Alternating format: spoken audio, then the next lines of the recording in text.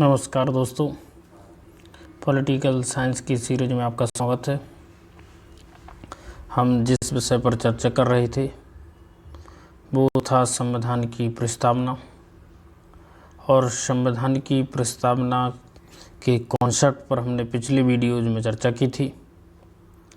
अब हमने डिसाइड किया है कि कॉन्सेप्ट के साथ जिस पॉलिटी का सेक्शन के अंतर्गत हम कॉन्सेप्ट की चर्चा कर रहे होंगे उसी के जस्ट बाद यानी उसके अगले वीडियो में हम उस पर आधारित प्रतियोगी परीक्षाओं जैसे यूपीएससी, आईएएस, स्टेट पीसीएस और अदर इम्पोर्टेंट कंपटीशन में आने वाले महत्वपूर्ण क्वेश्चनों को हम डिस्कस करेंगे।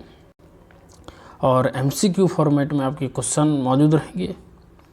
एक क्वेश्चन उम्दा किस्म की क्वेश्चन है, सारी प्रतियोगी परीक्षाओं विशेषकर सिविल सर्विस को दिमाग में रखकर बनाए गए हैं। वन लाइनर क्वेश्चन जो कि वनडे एग्जाम के लिए ज़रूरी होंगे उसके लिए हम सेपरेट वीडियो बनाएंगे। तो यदि आपने वो वीडियोज नहीं देखा है जिसमें हमने संविधान की प्रस्तावना पर चर्चा की तो प्लीज़ उसे देख लीजिए। उसके अगले एपिसोड, अगले भाग आने वाले समय में आपको मिलते रहेंगे। तो चर्चा को स्टार्ट करते हैं। ये जो क्वेश्चन आपको स्क्रीन पर दिख रहा है, क्वेश्चन है कि भारत की अधिराज्य की अवधि क्या दर्शाती है, यानी भारत अधिराज्य कब था।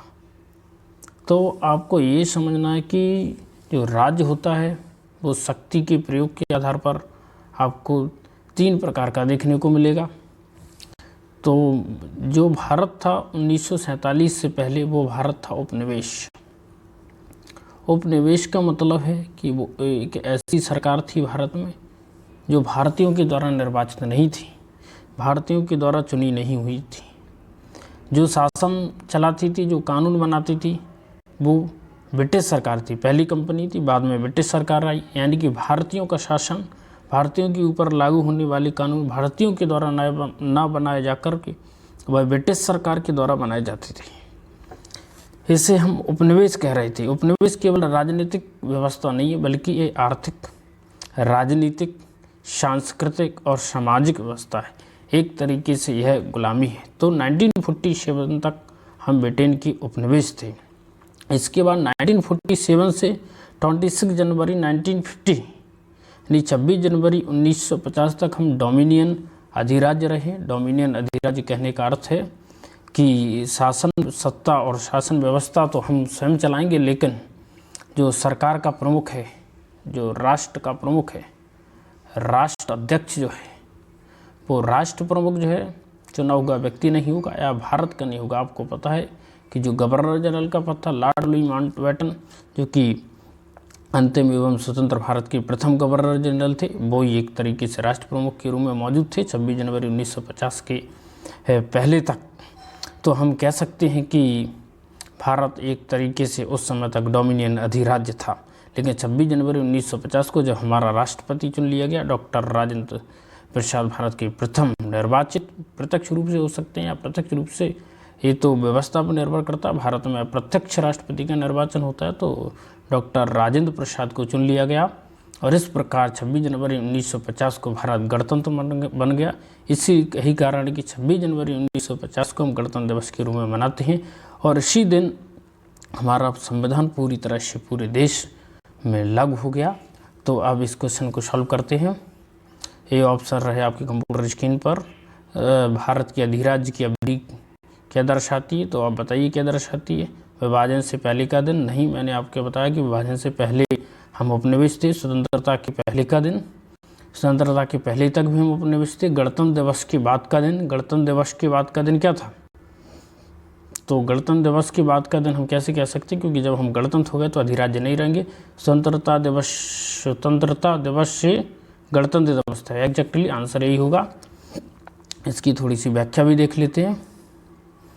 तो व्याख्या क्या है इसकी, जब विदेशी संसद द्वारा बनाया गया कानून देश में लागू किया जाता है तो उसे अधिराज्य कहा जाता है, उसे औपनिवेशिक राज्य कहते हैं। 15 अगस्त 1947 से 26 जनवरी 1950 तक भारत अधिराज्य था। इस समय भारत सरकार अधिनियम, भारत शासन अधिनियम 1935 के माध्यम से भारत का शासन जो है चलाया जा रहा था। तो आपको आशा है कि ये समझ में आ गया हो। अगला क्वेश्चन हम लेते हैं।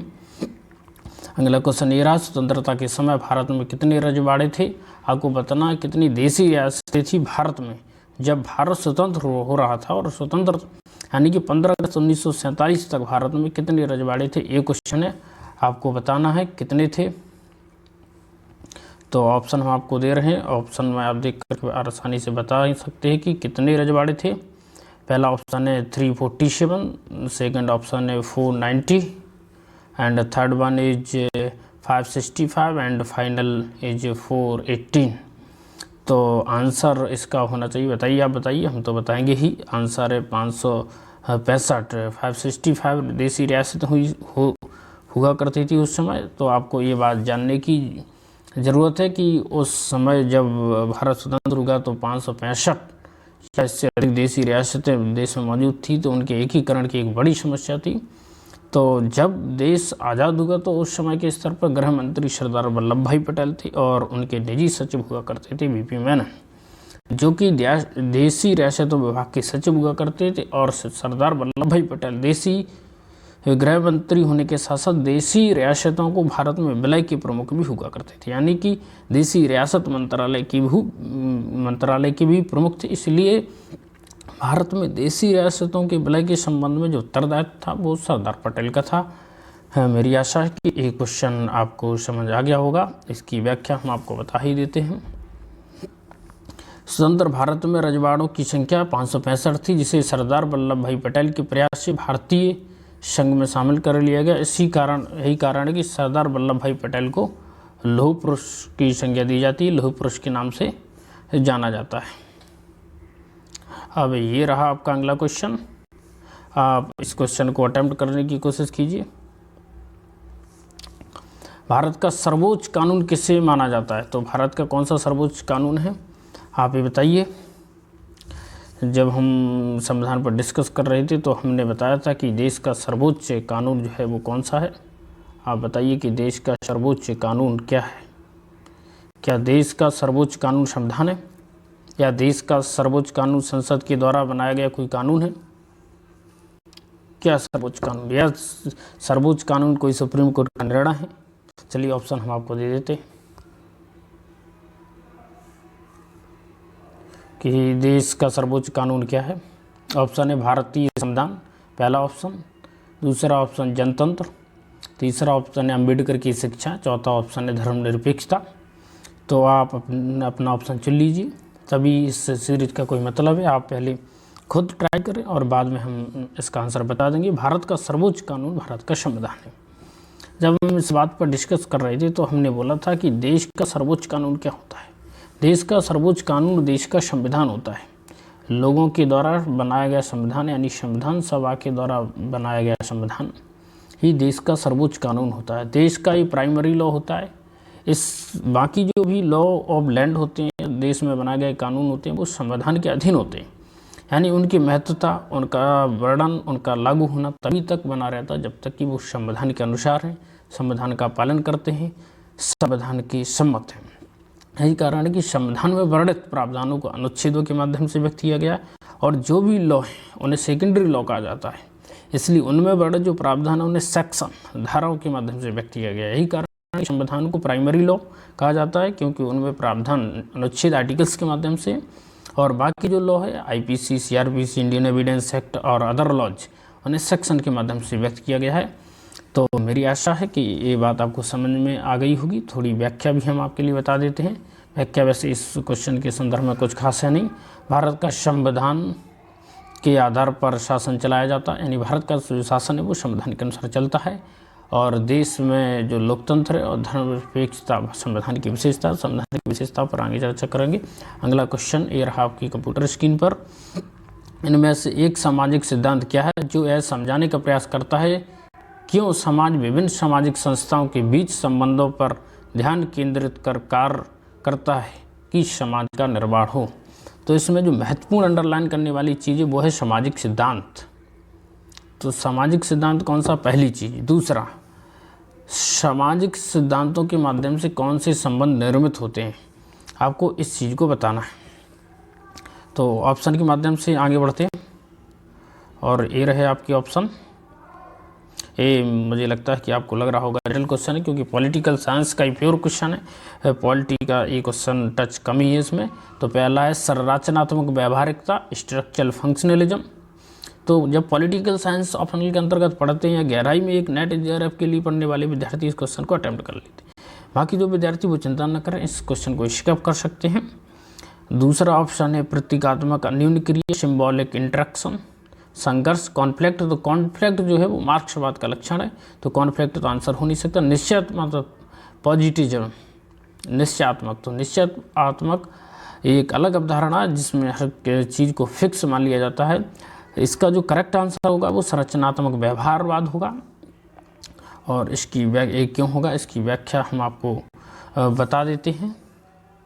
संरचनात्मक व्यवहारवाद का सिद्धांत इसके लिए उपयोगी है क्योंकि समाज में सामाजिक व्यवस्था बनाए रखने के लिए जिन सिद्धांतों में नागरिक समाज चलता है, यानी समाज और सरकार और नागरिकों के बीच के संबंधों को जो निर्धारित करता है वो है सामाजिक सिद्धांत। सामाजिक सिद्धांत हर देश में अलग अलग होते हैं। देश, ए परिस्थिति और काल और समय के अनुसार ये सिद्धांत निर्धारित होते हैं। अगला क्वेश्चन आपकी स्क्रीन पर है। भारत द्वारा धर्मनिरपेक्षता स्वीकार किए जाने का कारण भारतीय नागरिकों को निम्नलिखित में से कौन सा अधिकार प्राप्त है, यानी ये बताना कि भारतीय लोगों ने धर्मनिरपेक्षता के सिद्धांत को क्यों स्वीकार किया। इस चीज़ को लेकर हम पहले भी बता रहे हैं आपको कि धर्मनिरपेक्षता का मतलब यहाँ पे क्या है जी, आपको बताना है। तो धर्मनिरपेक्षता का मतलब कि राज्य और धर्म दोनों अलग अलग संस्थाएं। राज्य का जो है धर्म से कोई लेना देना नहीं है, पहली चीज़। धर्मनिरपेक्षता का जो दूसरा अर्थ है वो पंथ के संदर्भ में है। भारत में धर्मनिरपेक्षता सेकुलरिज्म से कुछ आगे की चीज़ है। सेकुलरिज्म का मतलब धर्मनिरपेक्ष होता है, यानी धर्म का राजनीति से कोई ले। पंथ निरपेक्ष का मतलब केवल धर्म के लेवल पर ही नहीं बल्कि वो पंथ के लेवल पर भी निरपेक्ष होगा। यानी पहली बात तो धर्म और राजनीति का अलगाव रहेगा ही। दूसरी, राज्य सभी धर्मों का समान रूप से संरक्षण संवर्धन करेगा, यानी कि धर्म के आधार पर वो सरकारी पॉलिसियों में, सरकारी नीतियों में या सरकार के द्वारा लिए गए किसी फैसले को धर्म के आधार पर वो नहीं लेगा। यानी धर्म उसकी शासन व्यवस्था का आधार नहीं होगा और सभी धर्मों को समान रूप से संरक्षण और संवर्धन करेगा। तो ये थी धर्मनिरपेक्षता की बात। आगे अगले क्वेश्चन को डिस्कस करते हैं। इस क्वेश्चन के पहले ऑप्शन हम बता देते हैं आपको कि इस क्वेश्चन में सही आंसर क्या होना चाहिए।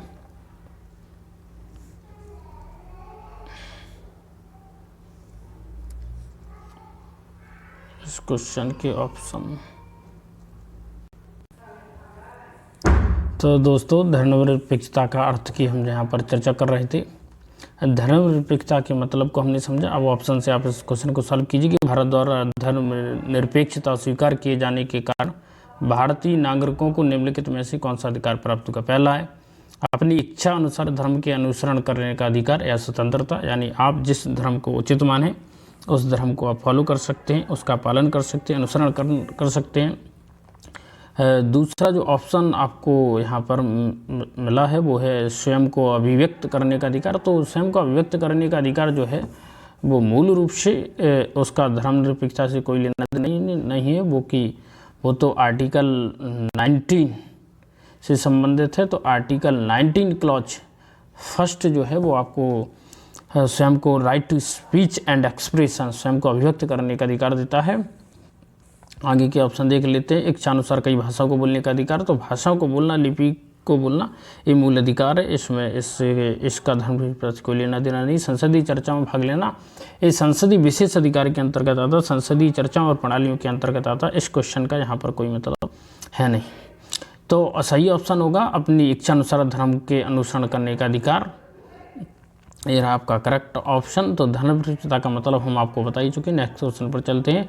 नीचे दिए गए कथन और कारण दिया गया है, तो आपको कथन और कारण को पढ़ करके सही आंसर तो जब भी कथन और कारण का प्रश्न आपके समक्ष मौजूद हो तो मैं आपको इसके लिए एक युक्ति, एक तरीका बता देता हूँ कि आप दोनों स्टेटमेंट्स जो आपको दिए गए उन्हें इंडिपेंडेंटली पढ़ें और इंडिपेंडेंटली उसका अर्थ समझें। और जब एक बार उसे इंडिपेंडेंटली पढ़ लें फिर उसमें इन दोनों सेंटेंसों के बीच, इन दोनों स्टेटमेंट्स के बीच आप क्योंकि या बिकॉज शब्द लगाएं, फिर उन्हें संयुक्त रूप से पढ़ें और तत्पश्चात आप इस चीज़ को निर्धारित करें कि उत्तर सही उत्तर कौन सा होगा। तो इंडिपेंडेंट सबसे पहले हम दोनों स्टेट्समैन को पढ़ते हैं। इस पहला स्टेटमेंट है भारत एक सार्वभौम देश है, यानी भारत एक संप्रभु देश है। संप्रभु का मतलब हम पहले ही डिस्कस कर चुके हैं, जो आंतरिक रूप से सुप्रीम हो और बाहरी रूप से अपना निर्णय लेने के लिए बिल्कुल फ्री हो, बिल्कुल स्वतंत्र हो, ऐसे देश को संप्रभु कहते हैं। यानी देश में जो सर्वोच्च सत्ता जो है वो देश की जनता है। तो भारत एक संप्रभु देश, नो डाउट भारत एक संप्रभु देश है। इसकी संसद दिल्ली में स्थित है, बिल्कुल सही है कि दिल्ली में भारत की संसद स्थित है, आज भी स्थित है। तो दोनों स्टेटमेंट सही है, लेकिन अब ऑप्शन को पढ़ते हैं और देखते हैं कि ऑप्शन के आधार पर क्या आंसर हो सकता है। यहाँ पर स्टेटमेंट तो दोनों सही है। तो पहला जो ऑप्शन है वो है कथन और कारण दोनों सही है, कारण कथन की उचित व्याख्या। तो कथन और कारण दोनों सही, बिल्कुल सही है, लेकिन कथन कारण की उचित व्याख्या नहीं करता। उचित व्याख्या कैसे नहीं करता कि भारत एक सार्वभौम देश है, सही है इसकी, लेकिन इसका कारण ये नहीं कि सार्वभौम देश होने के कारण इसकी संसद दिल्ली में, अगर संसद दिल्ली में स्थित न होकर बॉम्बे में स्थित होती तो क्या भारत एक सार्वभौमिक संप्रभु देश नहीं होता। तो पहला इनकरेक्ट स्टेटमेंट है। स्टेटमेंट जो दूसरा है वो है कथन और कारण दोनों सही है, लेकिन कारण कथन की उचित व्याख्या नहीं करता है। कथन और कारण दोनों सही है, लेकिन कथन कारण की उचित व्याख्या नहीं करता है। अगला ऑप्शन देखते हैं, क्योंकि ये ऑप्शन सही हो सकता है। कथन और कारण दोनों गलत है, तो दोनों गलत नहीं है, दोनों सही है। अगला ऑप्शन देखते हैं, कथन सही है लेकिन कारण गलत है, तो ये भी ऑप्शन गलत होगा, क्योंकि कथन भी सही है और कारण भी सही है। तो हमने एलिमिनेशन से इसे सॉल्व किया है, इसे एलिमिनेशन मेथड कहते हैं। तो इसका जो करेक्ट आंसर वो होगा कथन और कारण दोनों सही है, लेकिन कथन कारण की उचित व्याख्या नहीं करता। तो ऑप्शन नंबर बी इसका करेक्ट आंसर है। तो ये जटिल क्वेश्चन माने जाते हैं। हमारा आपसे यही कहना है कि ऐसे क्वेश्चनों को सॉल्व करते समय आप हमेशा, क्योंकि सब दोनों स्टेटमेंट्स दोनों कथनों के बीच में लगाएं और दोनों कथन या स्टेटमेंट को इंडिपेंडेंटली पढ़ें और फिर उन्हें संयुक्त रूप से पढ़ें, तब आप उस ऑप्शंस के हिसाब से उससे चुनें। चलिए अब आगे चलते हैं। आंसर हम चुन चुके हैं। कथन और कारण दोनों सही, कथन कारण की उचित व्याख्या नहीं करता। ये आंसर इसका जी कथन और कारण दोनों सही, लेकिन कथन कारण की उचित व्याख्या नहीं करता। आगे चलते हैं। भारतीय संविधान की अनुसूची में राज्यों और संघ की सूची दी गई, यानी संविधान की कौन सी अनुसूची ऐसी है जिसमें राज्य और संघ क्षेत्रों की सूची दी गई। तो पहली ही अनुसूची है जिसमें राज्य और संघ शासित प्रदेशों का विस्तृत वर्णन है, तो अनुसूची इसका आंसर होगा अनुसूची फर्स्ट। तो पहली अनुसूची इसका करेक्ट आंसर है। चलिए अगले क्वेश्चन पर चलते, बिल्कुल सिंपल आंसर था। भारत का राष्ट्रीय प्रतीक भारत सरकार द्वारा कब अपनाया गया। राष्ट्रीय प्रतीक की बात हो रही, गौर से देखने की जरूरत है कि राष्ट्रीय प्रतीक की बात हो रही है, राष्ट्रीय गान की बात नहीं हो रही है। राष्ट्रीय गान 22 जुलाई 1947 को अपनाया गया था, तो उसकी बात यहाँ पर नहीं हुई। यहाँ पर राष्ट्रीय प्रतीक नेशनल सिंबल की बात हो रही है। ये जो आपके रहे, पहला ऑप्शन है 15 अगस्त 1947, दूसरा 14 अगस्त 1947, तीसरा ऑप्शन है 26 जनवरी 1950 जब भारत गणतंत्र बना था, और 20 अगस्त 1950। तो करेक्ट आंसर कौन सा हो सकता है आप बताइए। इसका करेक्ट ऑप्शन हम आपको बता देते हैं, ऑप्शन है 26 जनवरी 1950, क्योंकि जिस दिन हम गणतंत्र हुए उसी दिन हमारा ये राष्ट्रीय प्रतीक अपनाया गया। इसका कारण है कि गणतंत्र अपने आप में एक हमारी विशिष्ट और मूलभूत पहचान है। तो इसका जो आंसर होगा वो होगा 26 जनवरी 1950। 26 जनवरी 1950 को इसलिए अपनाया क्योंकि इस दिन भारत का संविधान लागू हुआ और भारत गणतंत्र बना। चलिए आगे चलते हैं। भारत गणराज्य में वित्तीय आपात की स्थिति द्वारा घोषित की गई है, यानी अगर भारत में वित्तीय आपातकाल की घोषणा करनी है तो फिर वो घोषणा कौन करेगा। ऑप्शन के अंतर्गत आपको विभिन्न ऑप्शन दिए गए, राष्ट्रपति है, प्रधानमंत्री है, वित्त मंत्री है, रिजर्व बैंक का गवर्नर है, आरबीआई का गवर्नर है।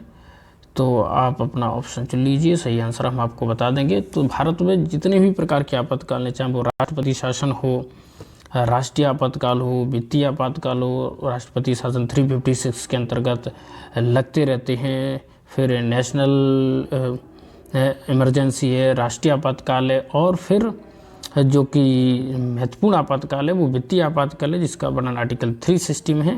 लेकिन आपको ये बात याद रखना है कि जब 1991 में जब क्राइसिस हुआ था और उस क्राइसिस की इकोनॉमिक क्राइसिस के बाद हमने एलपीजी को अपनाया, लिबरलाइजेशन, ग्लोबलाइजेशन और प्राइवेटाइजेशन को अपनाया, तो उसी समय पर एक स्थिति बनी थी कि लगता था कि वित्तीय आपात को लगाया जाना चाहिए, लेकिन हम उस संकट से उभर गए और इस प्रकार हमने आज तक वित्तीय आपातकाल के इस संवैधानिक प्रावधान का उपयोग नहीं किया।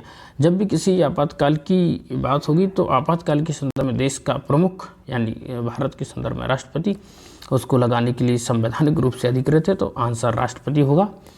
हम आपको इसके संदर्भ में विस्तृत व्याख्या बता चुके हैं।